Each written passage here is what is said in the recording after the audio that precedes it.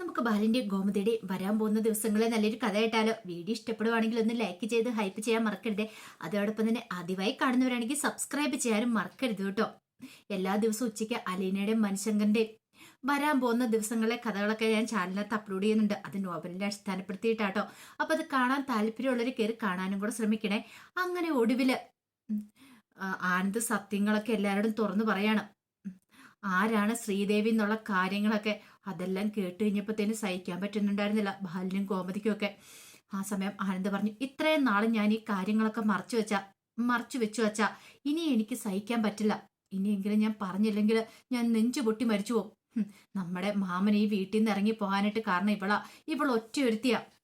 ഇവളുടെ കുടുംബം ചെയ്ത ചതിയുടെ ബലവാ. അല്ലായിരുന്നെങ്കിൽ ഇങ്ങനൊന്നും സംഭവിക്കില്ലായിരുന്നു. ഇത് കേട്ടതും ഗോമതി ശ്രീദേവിയുടെ അടുത്തേക്ക് എന്നിട്ട് സത്യം അവനോട് നീ പറയണം എന്നൊക്കെ ചോദിച്ചാണ് ശ്രീദേവിയെ പിടിച്ചു കൊടുക്കുകയാണ്. ശ്രീദേവി പറഞ്ഞു, അമ്മേ ഞാൻ മിണ്ടരുത് നീയ.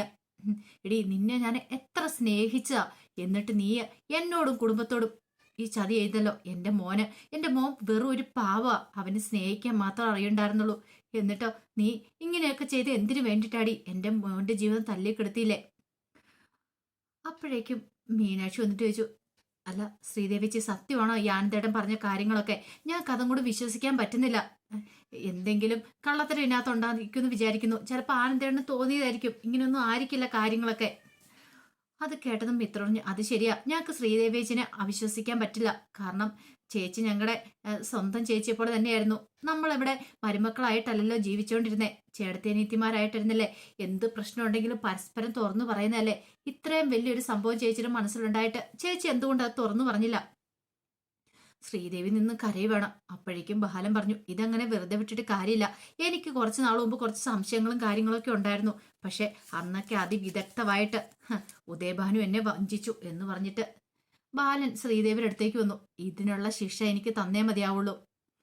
എന്നെ എൻ്റെ കുടുംബത്തെ ചതിക്കാനായിട്ട് നീയും നിന്റെ അച്ഛനും എല്ലാവരും കൂടെ ചേർന്നിട്ട് ഇതുപോലൊരു പണി കാണിച്ചു. അപ്പൊ അതിനുള്ള ശിക്ഷ കിട്ടണം.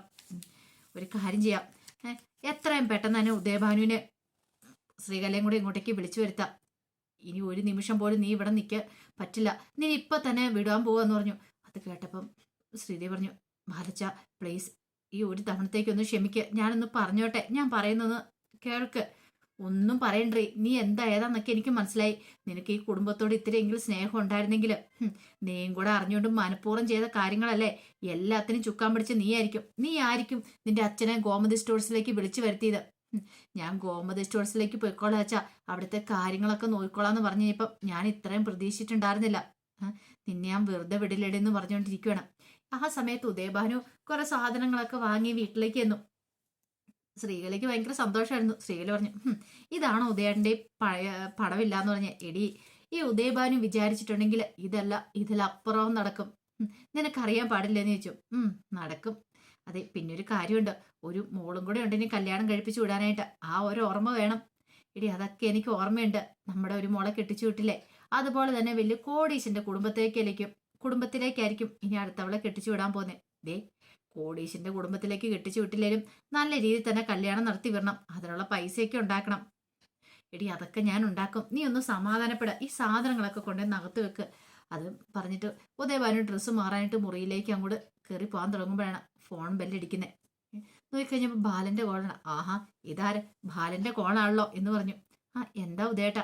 എന്താണെന്നറിയില്ല, ഞാനൊന്ന് അറ്റൻഡ് ചെയ്യാന്ന് പറഞ്ഞു. അങ്ങനെ ബാലന്റെ കോള് വന്നു കഴിഞ്ഞപ്പോഴത്തേനും ഉദയഭാനു, ഹലോ ബാല, എന്തൊക്കെയുണ്ട് വിശേഷങ്ങൾ? ഭയങ്കര ഗെറ്റപ്പോടു കൂടിയാണ് സംസാരം. അപ്പോഴേക്കും ബാലൻ പറഞ്ഞു, അതെ ഉദയഭാനു സാറ് വീട് വരുമെന്ന് വരുമെന്ന് ചോദിച്ചു. എന്താ ബാല, എന്തെങ്കിലും അത്യാവശ്യമുണ്ടോ? ചില കാര്യങ്ങൾ സംസാരിക്കാൻ വേണ്ടിയിട്ടായിരുന്നു. സാറിന് സമയം ഉണ്ടെങ്കിൽ ഒന്ന് വരുമോന്ന് ചോദിച്ചു. അതിനെന്താ, ഇപ്പൊ തന്നെ വരാലോ എന്ന് പറഞ്ഞു. അങ്ങനെ കോഡ് കട്ട് ചെയ്തിട്ട് ശ്രീകലയോട് പറഞ്ഞു, ശ്രീകല നീ പെട്ടെന്ന് തന്നെ റെഡിയാവ്, നമുക്ക് ബാലന്റെ വീട് വരുന്ന പോണെന്ന് പറഞ്ഞു. അതെന്താ ഉദയേട്ട പെട്ടെന്ന്? എന്താണെന്നറിയില്ല, ബാലൻ വിളിച്ചിട്ട് അവിടം വരെ ഒന്ന് ചെല്ലാൻ പറഞ്ഞു. അല്ല, ഇനിയിപ്പം നമ്മളെക്കുറിച്ചുള്ള കഥകൾ എന്തേലും അങ്ങനെ എന്തേലും അറിഞ്ഞിട്ടുണ്ടെങ്കിൽ ബാലൻ ഇങ്ങനെയൊന്നും ആയിരിക്കില്ല സംസാരിക്കുന്നേ. ബാലൻ ഇങ്ങോട്ടേക്ക് നേരിട്ട് വരത്തല്ലേ ഉള്ളൂ. ഇതൊന്നും അല്ലടി, വേറെന്തോ ഒരു കാര്യമാന്ന് പറഞ്ഞു. പെട്ടെന്ന് ശ്രീകല പോയി പുട്ടിയൊക്കെ ഇട്ട് കുറെ ഗോൾഡ് കവറിങ് ഒക്കെ എടുത്ത് അണിയും വേണം. കാരണം അവിടെ ചെല്ലുമ്പോൾ നല്ല രീതിയിൽ തന്നെ വേണമല്ലോ ചെല്ലാനായിട്ട്. പക്ഷെ ബാലൻ തന്ത്രപൂർവ്വമായിരുന്നു. കാരണം അങ്ങനെ വിളിച്ചു പറഞ്ഞില്ലെങ്കിൽ ഒരു കാരണവശാലും ഉദയഭാനു ഇങ്ങോട്ടേക്ക് വരാൻ പോകുന്നില്ല. അയാൾ എന്തെങ്കിലും കള്ളത്തരം കണ്ടുപിടിച്ചോണ്ടേ വരത്തുള്ളൂ. ഇവിടെ വന്നതിന് ശേഷം മാത്രം മതി മോളുടെ അയാളും ചതികളൊക്കെ തങ്ങൾ അറിഞ്ഞെന്നുള്ള കാര്യങ്ങളൊക്കെ അറിയാനായിട്ട്. പിന്നീട് ബാലൻ ശ്രീദേവിയുടെ അടുത്ത് നിന്നിട്ട് പറഞ്ഞു, അതെ നിന്റെ അച്ഛനും അമ്മയും വിളിച്ചിട്ടുണ്ട്, അവരിങ്ങോട്ടേക്ക് വരട്ടെ, ഇന്ന് തന്നെ നിന്നെ ഇവിടുന്ന് പറഞ്ഞു വിടാൻ പോവാ. ബാലനോട് ചതി ചെയ്തിട്ടുണ്ടെങ്കിൽ ബാലൻ പൊറുക്കില്ല എന്ന് പറഞ്ഞു. കുറച്ച് കഴിഞ്ഞ് കഴിയുമ്പത്തിനും ഉദയഭാനും ശ്രീകലയും കൂടെ വീട്ടിലേക്ക് വരുവാണ്. അങ്ങനെ ഭയങ്കര സന്തോഷത്തോടെ രണ്ടുപേരും കൂടെ കയറി വരുന്നേ. ഈ സമയത്ത് ശ്രീദേവിയുടെ മുഖം ആകെപ്പാടെ കരഞ്ഞു കലങ്ങിയിരിക്കുന്നുണ്ടായിരുന്നു. ഒരു നിമിഷം ശ്രീകലയൊന്ന് ഞെട്ടി. ആ സമയം ബാലൻ പറഞ്ഞു, ആ ഉദയഭാനു സാറ് വന്നോ? സാറിനെ ഒന്ന് കാണാൻ വേണ്ടി ഇരിക്കുവാണ് ഞാൻ. എന്താ ബാല, എന്തെങ്കിലും ആവശ്യമുണ്ടോ എന്നെ കൊണ്ട്? പിന്നെ ആവശ്യം ഉണ്ടോന്നോ? നല്ലൊരു ആവശ്യമുണ്ട്, അതിനുവേണ്ടി വിളിപ്പിച്ചിരിക്കണമെന്ന് പറഞ്ഞു. ശ്രീദേവിക്ക് ഉദയഭാനുവിനെ കണ്ടു കഴിഞ്ഞപ്പോഴത്തേനും ദേഷ്യവും കൊണ്ട് ആകെപ്പാടെ അടിമുടി പറഞ്ഞു കയറി. തൻ്റെ അച്ഛനാന്ന് പറയുന്ന ഇങ്ങേര് കാരണം തൻ്റെ ജീവൻ നശിച്ചു പോയത്. ഇല്ലായിരുന്നെങ്കിലോ? ആ സമയത്ത് ബാലനടുത്തേക്ക് എന്നിട്ട് പറഞ്ഞു, അതെ എന്നോട് ചതി ചെയ്തവരെ ഒന്നും ഞാൻ ഇന്ന് വരെ വെറുതെ വിട്ടിട്ടില്ല. എന്നാലും ഇത്രയും വലിയൊരു ചതി എന്നോടും കുടുംബത്തോടും ചെയ്യാൻ പാടില്ലായിരുന്നു. അല്ല എന്ത് ചതിയെ ബാല, ഞാൻ എന്ത് ചതിയെ ചെയ്തേ? അല്ല എന്തിനാ ബാലൻ എന്നെ വിളിപ്പിച്ചെന്താന്ന് മനസ്സിലായില്ലല്ലേ? മോളെ കയ്യിലേൽപ്പിച്ച് തരാൻ വേണ്ടിട്ടാന്ന് പറഞ്ഞു. എന്നെയോ? അല്ല എന്നെയല്ല, അവളെയോ? അല്ല അതിന് മാത്രം എന്ത് തെറ്റാ ബാല അവള് ചെയ്തേ എന്നൊക്കെ ചോദിച്ചുകൊണ്ട് ഉദയഭാനു ബാലന് നേരെ തിരിഞ്ഞു. ഉദയഭാനു വല്ലാത്തൊരു ഞെട്ടലോടെയാണ് പിന്നീട് ബാലനെ നോക്കുന്നത്. അപ്പോഴേ സ്ത്രീകൾ പറഞ്ഞു, നിങ്ങൾ എന്ത് വർത്താനം പറയണേ? എന്റെ മോൾ അതിന് മാത്രം എന്ത് തെറ്റാ ചെയ്തേ? എന്റെ മോൾ ഒരു തെറ്റും ചെയ്തിട്ടില്ല. അതേ വെറുതെ എന്റെ മോളെ കുറ്റപ്പെടുത്തിയുണ്ടല്ലോ. അത് കേട്ടപ്പോ ബാലൻ പറഞ്ഞു, നിങ്ങളുടെ മോള് മാത്രമല്ല നിങ്ങളുടെ ഭർത്താവ് എല്ലാരും തെറ്റെന്ന് പറഞ്ഞു. ഉദയേട്ടനും ഞാനും ഒക്കെയോ? അതേ വെറുതെ അനാവശ്യം പറയരുത്. സമൂഹത്തിൽ നല്ല അന്തസ്സോടെ ജീവിക്കുന്നവരെ ഞങ്ങളെന്നൊക്കെ പറഞ്ഞുകൊണ്ട് സ്ത്രീകളെ നിന്ന് ചീറുവാണ്. അപ്പോഴേക്കും ആനന്ദ് പറഞ്ഞു, അത് ഞങ്ങൾക്ക് മനസ്സിലായെന്ന് പറഞ്ഞു. നിങ്ങളുടെ ഭർത്താവിനെ പോലെ ഒരു മോഷ്ടാവ് ചതിയനെ ഞാൻ കണ്ടിട്ടില്ല എന്ന് പറഞ്ഞു. ഉദയഭാനു പറഞ്ഞു, അനാവശ്യം പറയരുത്. അപ്പോഴേക്കും ശ്രീദേവി ഉദയഭാനോട് പറഞ്ഞു, ഒന്നും മിണ്ടാതിരിക്കാവോ അച്ഛാ എന്നും ചോദിച്ചുകൊണ്ട് ദേഷ്യപ്പെടുവാണ്.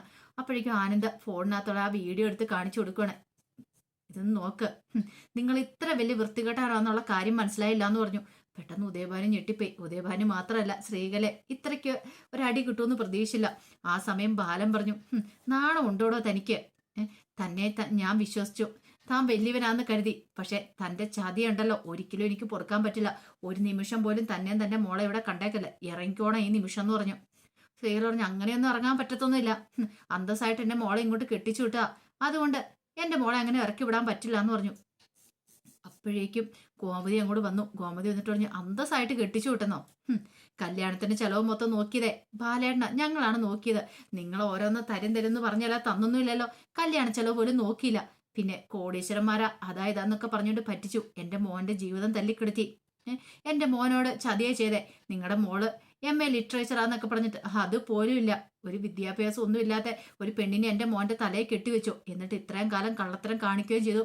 നിങ്ങള് ഒറ്റയെടുത്തം കാരണം എന്റെ അനുജന് ഈ വീട് വിട്ടാ പോകാൻ കാരണമായത്. അവന്റെ ഒരു തെറ്റും ചെയ്യാതെ 25,000 രൂപ മോഷ്ടിച്ചെന്നും പറഞ്ഞുകൊണ്ട് അതിന്റെ പേരിൽ ഈ വീട് വിട്ടു പോകേണ്ടി വന്നു. അതും നിങ്ങളുടെ ഭർത്താവ് തന്നെ ചെയ്തേ. എന്നിട്ട് ഇനിയും നിങ്ങളുടെ മോളെ ഞങ്ങൾ ഇവിടെ നിർത്തണമെന്നോ? മര്യാദയ്ക്ക് കൊണ്ടുപോക്കണം, ഇങ്ങോട്ടിറങ്ങി വാടിയെന്നും പറഞ്ഞുകൊണ്ട് കയ്യെ പിടിച്ച് വലിക്കുകയാണ്. അപ്പോഴേക്ക് ശ്രീദേവി പറഞ്ഞു, വേണ്ടമ്മേ ഇറങ്ങി വാടിയെന്നും പറഞ്ഞുകൊണ്ട് ശ്രീദേവിയെ പിടിച്ചു വലിച്ച് പുറത്തേക്ക് തള്ളിയിട്ട് ബാക്കി രണ്ടുപേരെയും കൂടെ ഇറക്കി വിട്ടിട്ട് കഥ അങ്ങോട്ട് അടയ്ക്കുവാണ്. ശ്രീദേവിക്ക് എന്ത് ചെയ്യണമെന്ന് അറിയില്ല.